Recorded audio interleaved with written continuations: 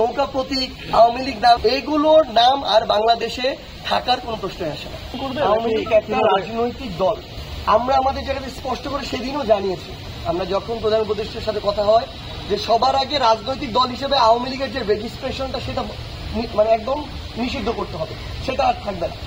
এবং এরপরে এই যে খুন, এই যে হত্যাকাণ্ড, এই অপকর্মের দায়ে খুনি হাসিনা যদি এই খুনের নির্দেশদাতা হয়, তাহলে আওয়ামী লীগ, যুবলীগ, ছাত্রলীগ হচ্ছে ওই তিনটা প্ল্যাটফর্ম যেই প্ল্যাটফর্মগুলোকে ব্যবহার করে হত্যাকাণ্ড ঘটানো হয়েছে।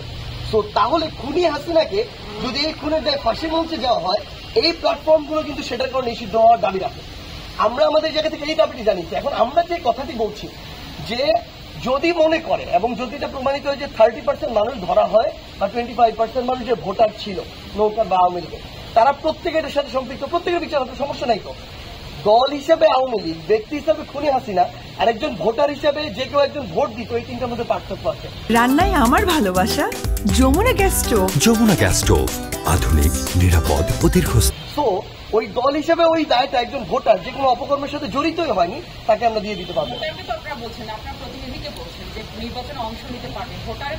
তারা কোন প্রতীকে নির্বাচন করবে? যদি ক্ষমা করা হয় তাদেরকে, কোন প্রতীকে তারা নির্বাচন করবে? না না, সেটা সবচেয়ে বড় কথাটি হচ্ছে এখানে তো নৌকা প্রতীক, আওয়ামী লীগ নাম, এগুলোর প্রশ্নই আসে না। এগুলোর নাম আর বাংলাদেশে থাকার কোনো প্রশ্নই আসে না।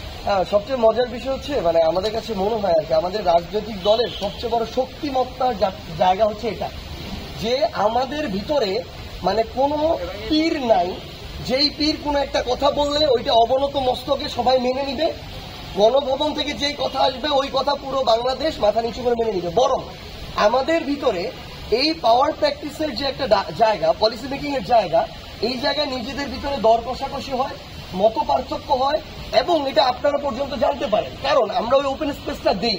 এটাই হচ্ছে আমাদের দলের ভিতরে ডেমোক্রেসির যে চেষ্টা বা ডেমোক্রেসির যে এনভায়রনমেন্ট, সেটা আমরা আপনাদেরকে একটা জিনিস ক্লিয়ারলি বলে দিই।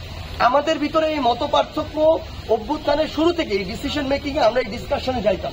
আমাদের ভিতরে প্রচুর যে কোনো একটা বিষয়কে সামনে রেখে প্রচুর যুক্তি তর্ক হয় এবং ফাইনালি যখন একটা ডিসিশন হয় আমরা সবাই ওই ডিসিশনের উপরে দাঁড়িয়ে সিদ্ধান্ত বাস্তবায়নে যাই। একইভাবে এই রাজনৈতিক দল গঠনের একটা প্রক্রিয়া, এই জাতীয় নাগরিক কমিটি কিংবা বৈষম্য বিরোধী ছাত্র আন্দোলন এমন একটা প্ল্যাটফর্ম যেখানে ফ্যাসিস্ট বিরোধী আন্দোলনের সকল স্টেক হোল্ডার আছে। এখানে এমন অনেক মানুষ আছে যারা বিভিন্ন ধরনের রাজনীতি করতো, এখন তারা এই প্ল্যাটফর্মে এসেছে নতুন বাংলাদেশের চিন্তাকে সামনে রেখে।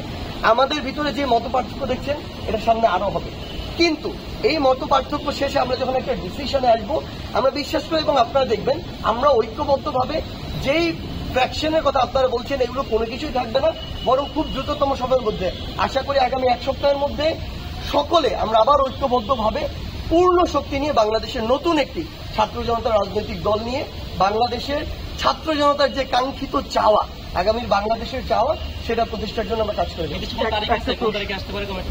আমরা তো আশা করছি ফেব্রুয়ারি 28 তারিখের মধ্যে, বাট হয়তো এটা 24, 25, 26 এর মধ্যে একটা হবে।